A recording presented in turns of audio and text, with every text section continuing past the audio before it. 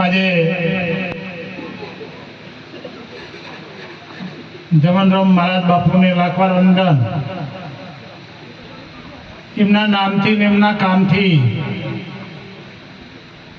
હમણે કાંઈક બોલવાનું હતું ને કે ગુણ ને અવગુણ.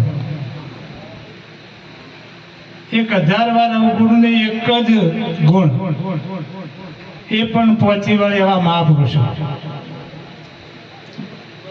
લેવું જ છે આપણે બધે ને, પણ ખરેખર 3.5 નો હાથના તો આપણે બધા છે. એનું બાળકો એ 3.5 હાથ અને ગમે એટલું 3.5 હાથનું જ હોય. પણ આવા મહાપુરુષની કદાચ છે ને, એમના આશીર્વાદ અને એમની ગતિમતી જોડી હોય તો એમનું દાસ થઈ જવું.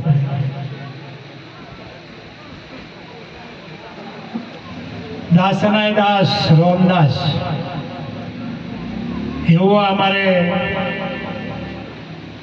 વાગડોદ ગામ વારંવાર બાપુને બોલાવે છે. એટલે ભગવાનથી અથાગ સ્વરૂપ બાપુનું, અને એની અંગાતે આપણે કેટલા બધા મજા કરી રહ્યા હતા હે. એટલે ખરેખર વિશેષ આજે ગોવિંદરામને લાખવાર વંદન કહેવા જેવી વાત છે. અને જેને દીકરાને ઘરે દીકરો, હા, દીકરાના ઘરે વહુને દીકરી, આ વિષય કદાચ છે ને આવા સંતો મહાપુરુષો બોલી દો ને સાહેબ. કાલે બન્યું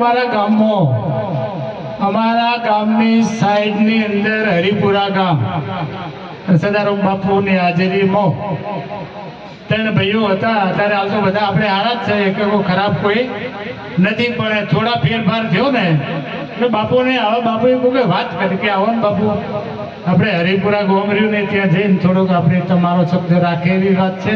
અને આપ તો ભગવાન જ છો. એમને એટલું જ કીધું કે તમારે 3 ભાઈઓને હરખું ને હરખું રહેશે, કોઈને વધારે થોડું કરવું પડશે નહીં સાહેબ. આ સંતની તાકાત છે. એમ ના કે છોકરો આવે એમ ના બોલે. આ સંત સાલી સોન કરી નાખે સાહેબ.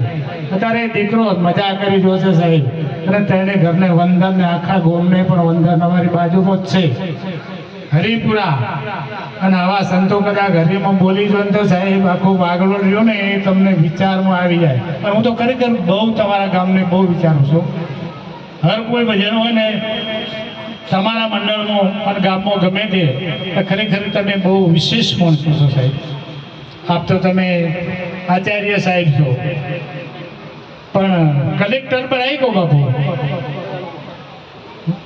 એના તમારી ડિગ્રીમાં આવે એટલું બધું ભણતરમાં બધું બનાવી શકાવો, પણ આચાર્ય બાપુ બનવું હોય ને સાહેબ, આવા બાપુનું ચરણ જીવવો પડે. તાણી આગળ વાત વધે એવી છે બાપુ. એટલે નાના મોટે વધારે નહીં બોલું, અને મારી ફરજ આવી અને આપના બધાને લાખવાર વંદન. અને બાપુને તો મારો નિયમનો સવાસી, એમના સવાસી મારું જીવન. સદગુરુ ભગવાન કી જય. ખૂબ ખૂબ વંદન કંબોઈ નિવાસી બાબુરામ મહારાજને.